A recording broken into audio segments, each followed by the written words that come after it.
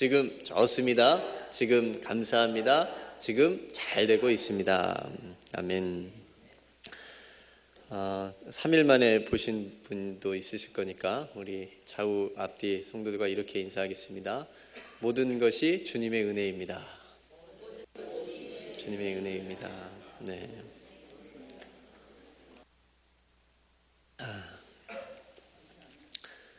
믿음으로 고백하십니까? 네, 모든 것이 주님의 은혜입니다. 병원에 신방을 이제 가게 되면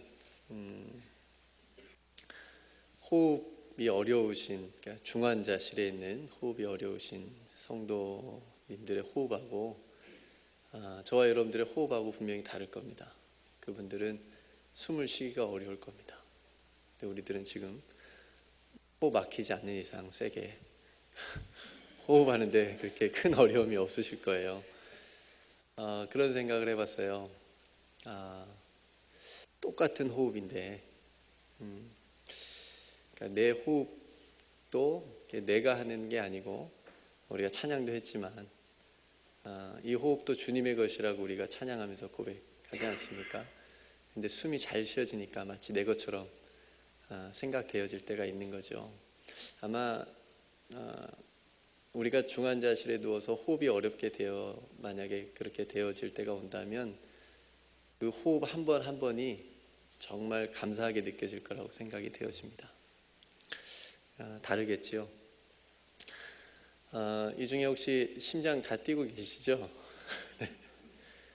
심장 잠깐 멈추게 하실 분이 있으신지 모르겠습니다. 아마 한 분도 안 계실 거예요. 그냥 숨은 잠깐 몇 분이라도 우리가 참을 수 있지만 그 숨이 참을 때조차도 우리 심장은 뛰고 있는 겁니다. 그래서 이게 내 마음대로 할 수 없는 거기 때문에 내 것이 아니죠.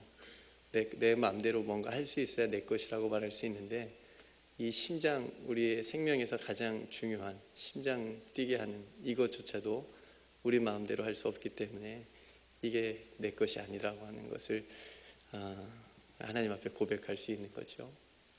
이런 마음으로 우리가 삶에서 살아가게 되면 우리가 고백한 것처럼 모든 것이 하나님의 은혜입니다 라고 고백할 수 있을 것 같아요. 그 모든 것 안에는 그 조금의 어려움도 또 고난도 들어가겠지요. 왜냐하면 그것 때문에 그 고난이 또 은혜라고 고백할 수 있는 이유 중에 하나는 그 고난 때문에 또 하나님의 은혜를 깨달을 수 있기 때문에 그렇습니다. 미처 몰랐는데 고난 당하고 보니까, 어려움 당하고 보니까 하나님께서 나와 함께하고 계셨구나. 내가 잊고 있었는데 하나님께서 내가 네 옆에 있다 이렇게 말씀해 주시는 것을 또 느끼고 깨닫게 되는 것이 아마 어려움이고 고난이다 싶습니다. 그래서 고난이 은혜가 되는 거죠. 다시 한번 그런 의미에서 옆 사람에게 고난도 은혜입니다. 네, 이것까지 고백하셔야 돼요. 그래야 믿음이 큰 겁니다. 네, 여러분 혹시 뭐 고난 당하는 일이 있으면 이것도 하나님 주신 은혜입니다 이렇게 고백하면서 믿음으로 담대하게 더 나아가시는 저와 여러분 되시기를 주님의 이름으로 축복합니다. 오늘은 믿음의 기도라는 제목으로 같이 잠깐 말씀을 나누겠습니다.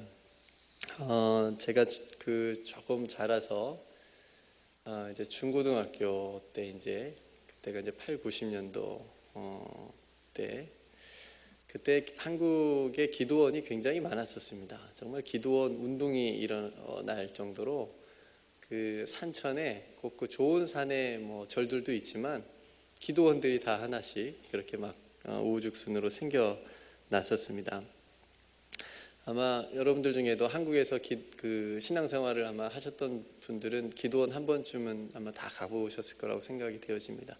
혹시 기도원 한 번이라도 다녀보시면 손 한번 들어보시겠습니까? 네, 3분의 2는 네. 정원 집사님 어디 기도원 혹시 기억나세요? 네, 기도원 이름 기억나세요? 네, 오살리 기도, 유명한 기도원이죠. 하늘산 기도원, 네, 유명한 기도원이죠. 뭐 유명한 이제 기도원, 그 유명하다고 우리가 기도원을 유명하다고 얘기할 때는 뭐 때문에 유명하다고 얘기하죠? 가면 기도 응답을 받거나 가면 병이 낫거나 아무튼 뭔가 있기 때문에 유명하다고 얘기하고 사람들의 또 걸로 뭐 맛집 모이듯이 그쪽으로 모이는 거겠죠. 뭐 하나님께서 그 기도만 축복하신 건 아니지만 그래도 그 기도원에 모여서 간절히 기도하기 때문에 아마 그런 역사가 일어나겠죠. 어쨌든 많은 기도원들이 생겨나고 또 많은 성도들이 또 기도원에 가서 이제 기도를 하죠.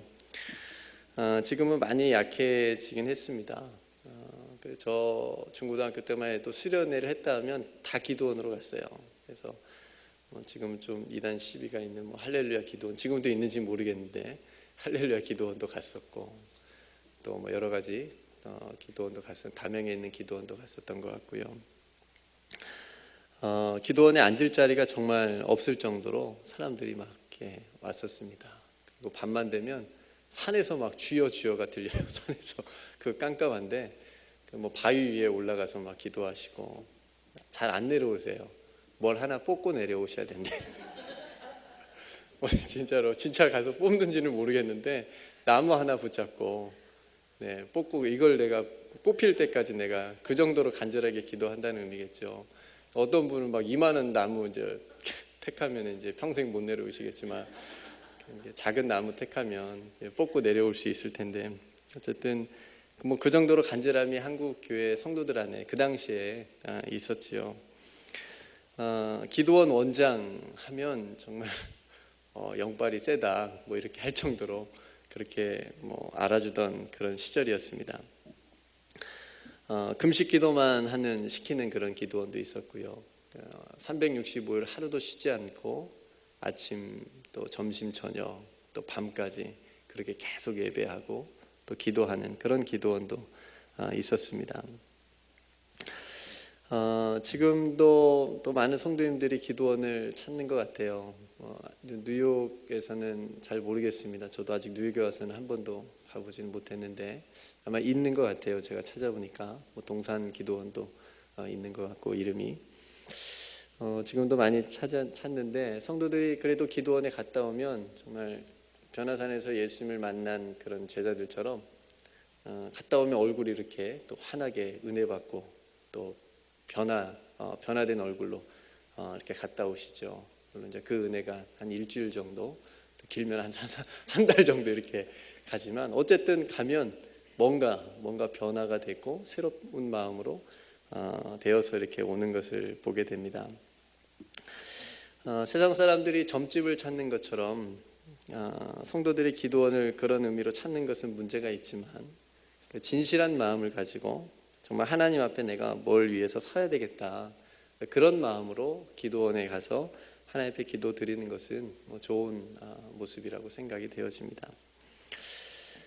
기도원에 가서 기도할 때 응답받는 이유가 무엇일까? 앞에서 잠깐 말씀드렸지만 간절함이 제일 큰 것 같아요. 하나님, 내가 하나님만 붙들어야 되겠다. 세상을 조금 이렇게 뒤로 하고 뭐 일도 잠깐 멈추고 일정 기간 동안 내가 기도원에 가서 하나님만 붙들어야 되겠다. 내가 말씀만 붙들어야 되겠다. 뭐 이런 이제 결단을 가지고 또 가서 기도하기 때문에 그 간절함이 있기 때문에 또 기도 응답이 되는 것 같고요. 또 하나의 이유는 어떤 문제를 가지고 이제 기도원에 가서 기도를 할 때 내가 원하는 답이 있잖아요. 내가 하나님 앞에 구하는 어떤 기도 응답의 그런 답이 있는데 그걸 가지고 갔다가 기도하는 중에 이제 하나님께서 원하시는 뜻이 무엇인지를 하나님께서 알려주시고 마음에 이제 감동을 주시니까 내가 원하는 것을 하나님께서 원하시지 않는구나라고 하는 것을 깨닫고 이제 그렇게 또 응답을 하나님 편에서 받아가지고 또 이렇게 또 내려오시는 그래서 이제 그런 기도의 응답들이 많이 있다고 생각이 되어집니다. 우리가 예수님의 겟세마네 기도처럼 내가 원하는 답 아마 여러분들 이 밤에 각자의 어떤 기도의 제목을 가지고 오셨다면 하나님 이렇게 해 주십시오라고 하는 기도의 제목을 하나님께 올려드릴 때 또 기도할 때 내 뜻은 그게 아니다. 내 뜻은 네가 이렇게 했으면 좋겠다라고 하는 하나님의 어떤 감동을 주신다면 그러니까 결국은 내 뜻대로 하지 마옵시고 아버지 뜻대로 하옵소서라고 하는 기도를 우리가 하나님 앞에 드리게 된다면 그리고 그렇게 기도한 대로 순종한다면 그게 정말 완벽한 응답받는 기도인 것이지요. 저는 이것이 능력의 기도고 믿음의 기도라고 생각이 되어집니다. 다른 게 아니고, 다른 게 능력 있는 기도가 아니고 바로 이것이 믿음의 기도이고 이것이 능력 있는 성도의 기도다라고 하는 거죠. 목회자도 마찬가지지만 아마 여러분들도 능력 있는 기도를 하고 싶을 거예요. 믿음의 기도를 하나님께 드리고 싶은 그런 마음들이, 간절함들이 다 있으리라고 생각이 되어집니다. 그러니까 그 믿음의 기도, 능력의 기도라고 하는 것이 내가 원하는 대로 다 이루어지게 만드는 게 아니라고 하는 거죠. 기도원 원장이 기도한다고 해서 다 그 기도한 대로만 이루어지는 것이 믿음의 기도가 아니고 하나님의 뜻대로 이루어지는 것을 믿음으로 받아들이고 순종하게 되어지는 그 마음, 그 자세, 그 믿음이 바로 능력의 기도라고 하는 겁니다. 기도의 대가라고 불리는 그 성경의 많은 인물들, 히스기야나 여러분들이 또 잘 아는 솔로몬이나 이런 다윗이나 기도했던 많은 사람들, 그리고 18세기, 19세기에 기도했던 그 기도의 대가들, 영성가들이 많이 있지 않습니까? E.M. 바운즈 같은, 아마 제가 성도님들 그 신방을 가다 보면 그 책장에 꼭 한 권씩은 꽂혀 있더라고요. E.M. 바운즈의 그 19세기의 감리교 목사님이신데 기도에 관한 책을 많이 쓰셨어요. 기도의 능력이랄지, 아무튼 그 책들이 꼭 한 권씩 있고 여러분들도 그런 기도의 능력자가 되기 원해서 아마 그런 책들을 읽으시겠지요. 그러니까 그런 분들, 그러니까 기도의 대가들, 5만 번이나 응답받은 조지 뮬러 같은 그런 선교사님들, 그런 기도의 대가들을 보면 공통점이 한 가지 있더라고요. 그건 뭐냐면 믿음으로 기도를 드렸다고 하는 겁니다. 굉장히 여러분들 다 알고 계시죠? 얼굴 표정이 나도 다 알고 있습니다, 그런 표정인데 굉장히 중요한 사실이죠. 믿음의 기도를 드렸다라고 하는 것. 어떤 믿음을 그들이 가지고 하나님 앞에 기도를 드렸냐면 하나님께서 살아계신다라고 하는 믿음을 가지고 드렸습니다. 그리고 하나님의 약속의 말씀에 대한 그런 믿음을 가지고 하나님 앞에 기도를 드렸습니다. 그리고 하나님께서 반드시 하나님의 뜻대로 응답해 주신다라고 하는 믿음을 가지고 하나님 앞에 기도를 드리는 공통점이 있었다라고 하는 거죠. 이러한 믿음의 기도는 우리 자신을 지켜줄 뿐만 아니라 하나님께서 우리가 살아가는 이 영적인 이 전쟁터에서 우리에게 사용하라고 주시는 영적인 무기라고 하는 거죠. 믿음의 기도. 그래서 믿음의 기도를 드리는 성도가 강한 성도입니다. 믿음이 강한 성도입니다.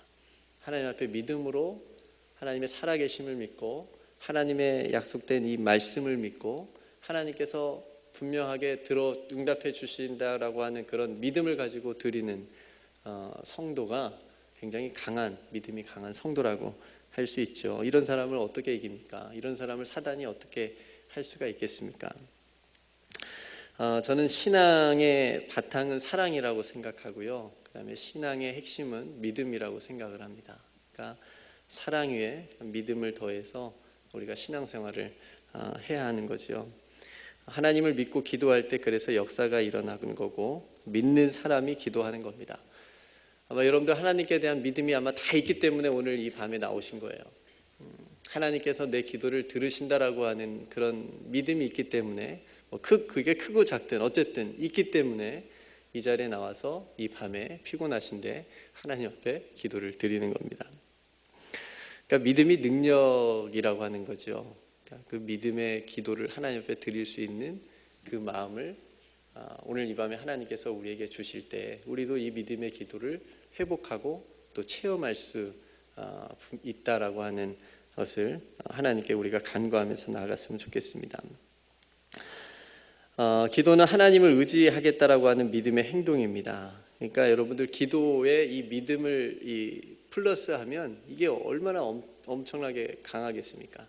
그냥 일반적인 기도에다가 그냥 믿음을 그냥 플러스하는 거죠.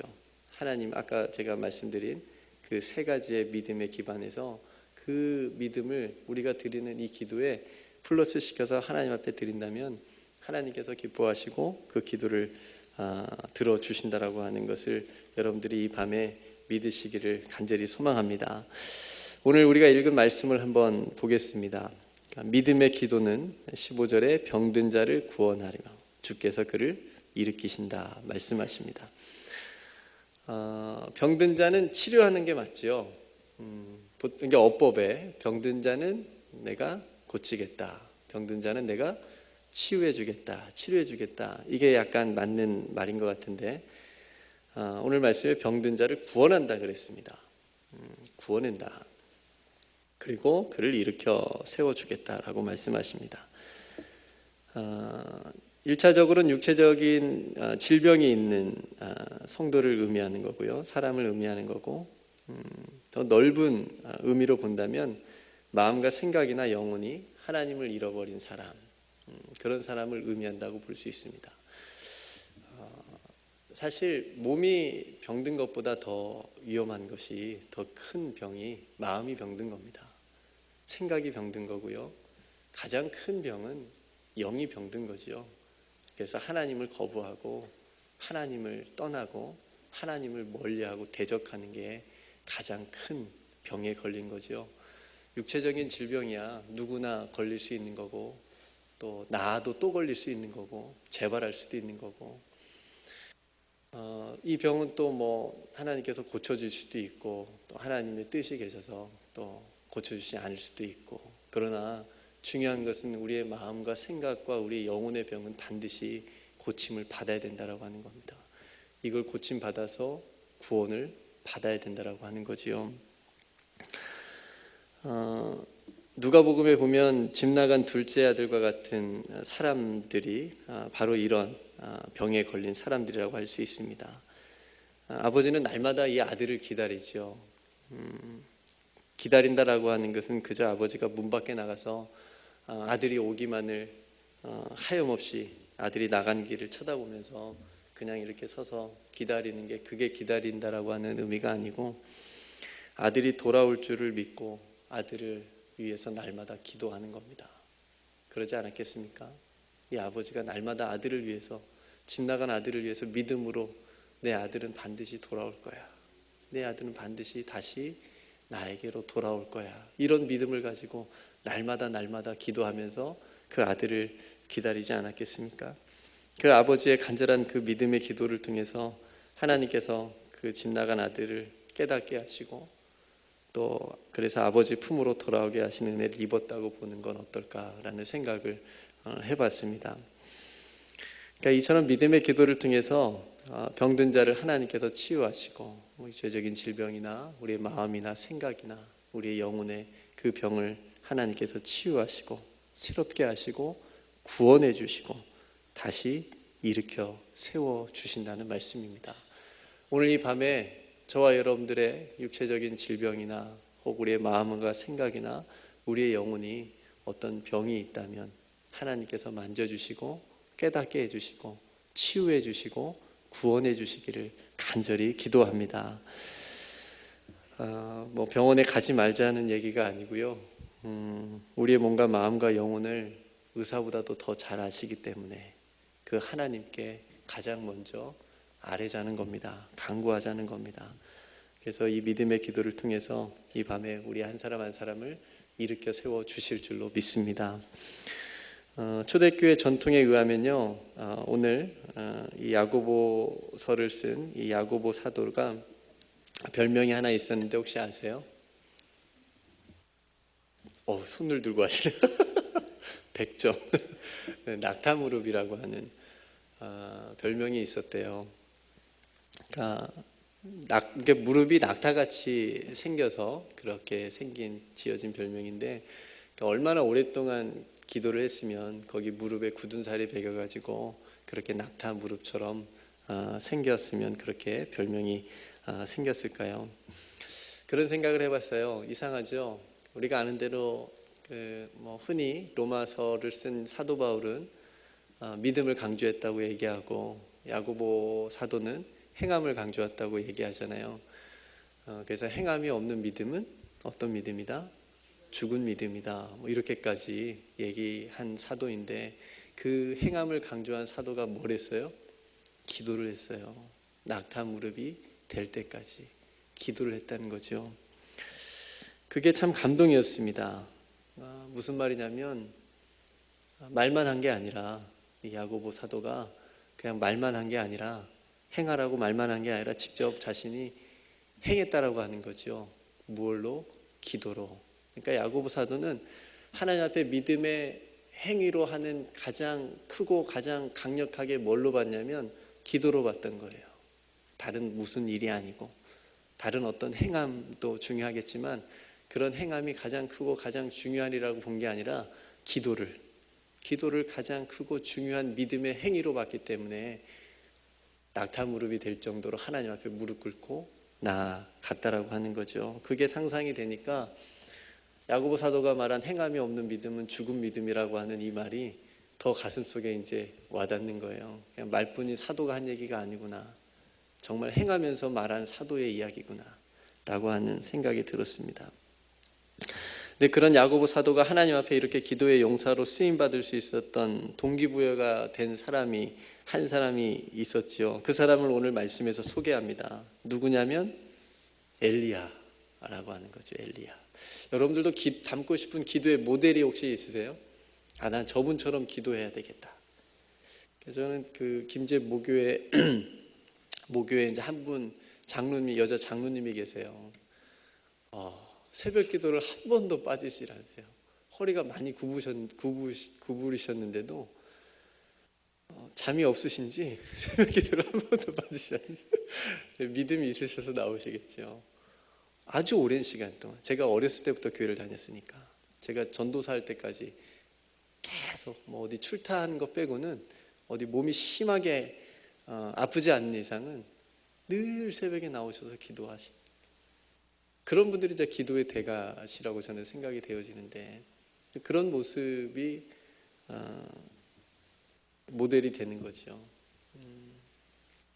성실함, 그다음에 간절함이 있는 그런 분들의 모습. 여러분들도 아마 한 분씩 없으시면 마음에 좀 뭐 있었으면 좋겠습니다. 내가 누구처럼 이렇게 기도하고 싶다. 내가 누구를 기도하는 누구를 닮고 싶다. 그러니까 이런 모델을 딱 세워놓고 목표를 세워놓고 보시면 닮아간대잖아요. 뭐 책에 있는 분들도 괜찮고. 네. 그러면 여러분들의 기도 생활에 큰 도움이 될 거라고 생각을 합니다. 야고보 사도는 엘리야를 그렇게 삼았던 겁니다.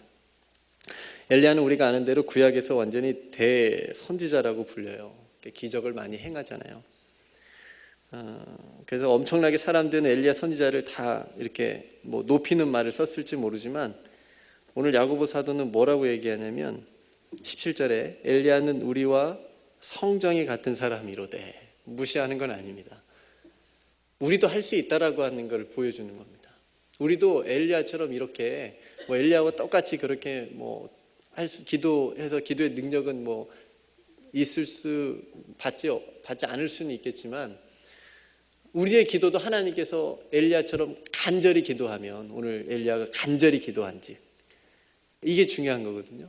엘리야는 우리와 성경이 같은 사람이라고 얘기했으니까 우리도 하나님 앞에 간절히 기도하면 하나님께서 엘리야의 기도를 들으신 것처럼 우리의 간절한 믿음의 기도도 하나님께서 들으신다라고 하는 거죠. 그걸 말하고 싶은 야고보 사도가 지금 그걸 얘기하고 있는 겁니다.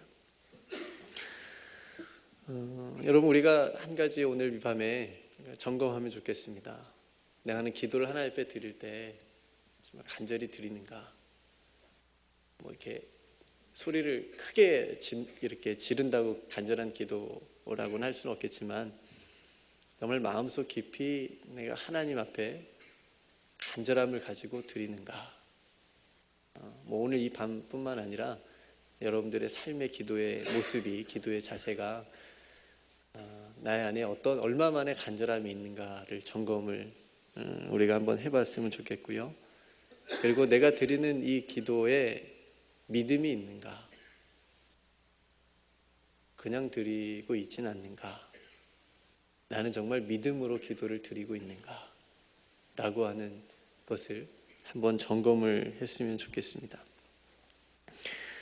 만약 우리의 기도에 어떤 나의 의나 나의 봉사 경력이나 나의 헌신, 하나님 앞에 헌신했던 헌신 정도나 심하면 나의 헌금 내역이나 이런 것들을 기도에 더하면 그건 기도가 아닌 겁니다.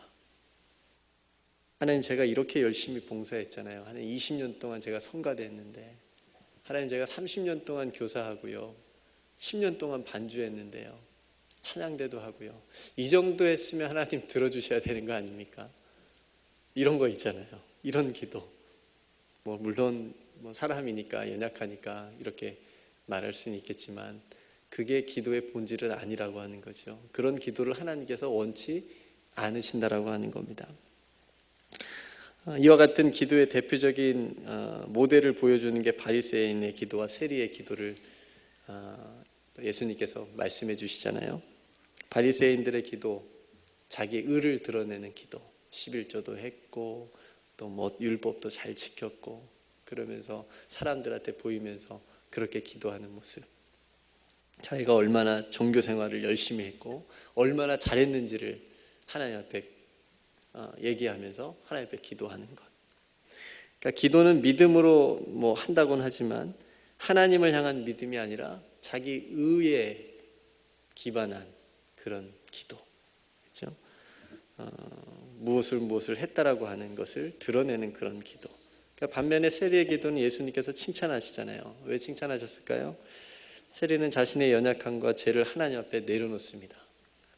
세리도 뭔가 했겠지요. 율법을 지키려고 열심히 노력했겠죠. 근데 그런 것은 다 그냥 뒤로 하고 온전히 자신의 존재를 하나님 앞에 서보니까 죄인이라고 하는 거죠. 고개도 들 수도 없는 그런 죄인이라고 하는 것을 깨닫고 하나님 앞에 다 내려놓고 하나님께서 긍휼을 베풀어 달라고, 구원해 달라고 하나님으로부터 향한 그런 믿음을 가지고 하나님 앞에 기도하지 않습니까? 그런 모습을, 그런 믿음의 기도를 예수님께서 칭찬하셨다라고 하는 거죠. 그래서 성도 여러분, 우리의 기도에 더할 것은 오직 하나님께서 살아계신다라고 하는 것, 그리고 하나님의 말씀이 하나님의 말씀대로 우리에게 이루어 주신다라고 하는 것, 이 믿음을 가지고 우리가 기도를 해야 된다라고 하는 겁니다. 이 외에 하나님께서 받으시는 다른 기도는 없습니다. 믿음이 없이는 하나님을 기쁘시게 할 수 없다고 분명히 말씀하십니다. 하나님의 응답은 믿음의 기도를 통해서 우리에게 오는 겁니다. 믿음의 기도는 응답도 하나님께 맡길 수 있어야 됩니다. 여러분, 하나님께 기도 드릴 때 믿음으로 드렸다면 믿음으로 하나님께서 주시는 응답도 믿음으로 받으시기를 간절히 기도합니다. 그래야 100% 믿음의 기도입니다. 그래야 100% 믿음의 기도입니다. 우리는 마지막으로 구약에서 위대한 고백을 한 세 청년의 고백을 듣고 있습니다. 다니엘과 세 친구들의 이야기인데 유명하죠. 풀무불의 왕이 이제 던지니까 하나님께서 우리를 구해 주실 것입니다. 이렇게 얘기하면서 마지막에 한마디 또 딱 하죠. 뭐라고 하죠? 그리 아니하실지라도, 그리 아니하실지라도. 우리도 이 믿음을 가졌으면 좋겠어요. 우리도 이 세 친구들의 믿음이 있다라고 한다면 이 세 친구들처럼 한 단계 더 나아가는 믿음으로 그리 아니하실지라도 하나님께서 자신들을 구해 주실 것을 믿고 구하며 나아갔지만 하나님의 온전한 뜻을 다 알지 못하잖아요. 우리도 하나님의 뜻을 알지 못하잖아요. 우리도 하나님께 구하긴 하지만 하나님께서 무엇을 원하시는지 우리는 다 알 수 없습니다. 다 안다고 하는 사람은 약간 좀 의심하고 여러분들이 좀 경계를 좀 그분들은 해야 돼요. 어떻게 우리 연약한 인간이, 유한한 인간이 하나님의 그 높고 크신 뜻을 다 알 수 있겠습니까? 그러나 믿음으로 우리가 하나님 앞에 기도를 드리지만 하나님의 온전한 뜻을 다 알지 못하기에 마지막은 하나님께 맡기는 거죠. 그래서 그리 아니하실지라도 우리는 하나님께서 구해 주실 것을 믿고 기도하지만 혹 하나님께서 그리 아니하실지라도 우리는 하나님을 믿습니다. 우리는 그래도 하나님을 믿습니다. 이게 믿음의 기도인 거죠. 성도 여러분, 이 밤에 믿음의 기도로 나아갑시다. 지금부터 우리의 기도를 믿음의 기도로 바꾸어 갑시다. 그러면 하나님께서 저와 여러분들의 기도를 통해서 우리들의 삶에, 우리들의 가정에, 우리들의 교회에, 우리가 살아가는 삶의 터전에 하나님의 나라를 아름답게 이루어 주실 줄로 믿습니다. 기도에 다른 것 더하지 말고요, 우리들의 헌신이나 우리들의 다른 것 어떤 것 더하지 말고 오직 하나님의 살아계심과 오직 하나님의 약속된 말씀의 믿음만 가지고 그 믿음만 더해서 하나님 앞에 나아갑시다. 그러면 하나님께서 우리의 믿음의 기도를 통해서 우리의 병든 것을 고쳐주시고 치유해 주시고 구원해 주시고 다시 일으켜 주실 줄로 믿습니다. 우리 옆 사람에게 이렇게 한번 말해 줍시다. 믿음의 기도로 다시 시작합시다. 네, 아멘. 함께 기도하겠습니다. 참 좋으신 아버지 하나님, 오늘 야고보서 말씀을 가지고 믿음의 기도라는 제목으로 짧은 시간이지만 함께 말씀을 나누었습니다. 하나님, 저희들도 믿음의 기도를 드리고 싶습니다. 그래서 우리 육신의 질병이나 우리의 마음과 생각, 우리의 영혼에 병든 것이 있다면 예수 그리스도를 통하여 치료받고 구원받기를 원합니다. 우리의 기도의 삶이 믿음의 기도를 드리는 삶이 되기를 간절히 소망합니다. 아버지 하나님, 저희들의 기도를 붙잡아 주시옵소서. 쓸데없는 하나님이 듣지 않으시는 기도를 드리면서 시간을 낭비하지 않도록 아버지 하나님이 저희들의 마음을 주장하여 주시옵소서. 하나님께서 기뻐하시는 하나님의 마음에 흡족한 기도를 드릴 수 있는 그런 믿음의 기도가 우리의 삶 가운데 날마다 있게 하여 주시옵소서. 아버지 하나님, 우리의 마음 가운데 간절함이 있기를 원합니다. 다시 하나님을 간절하게 찾는 그런 믿음이 있기를 원합니다. 다시 하나님이 살아계신다라고 하는 그 믿음을 우리에게 더하여 주시옵소서. 하나님의 말씀에 대한 믿음을 우리에게 더하여 주시옵소서. 그 믿음으로 기도할 때에 하나님께서 응답하여 주실 줄 믿습니다. 아버지 하나님, 응답하신도 하나님께 맡겨드립니다. 그리 아니하실지라도 우리들은 하나님을 믿습니다라고 하는 고백이 우리의 삶 가운데 입술 가운데 터져나오게 하여 주시옵소서. 모든 것 하나님께 감사드리며 우리의 기도를 날마다 붙잡아 주시고 들으시는 우리 구주 예수 그리스도의 이름으로 간절히 기도드리옵나이다. 아멘.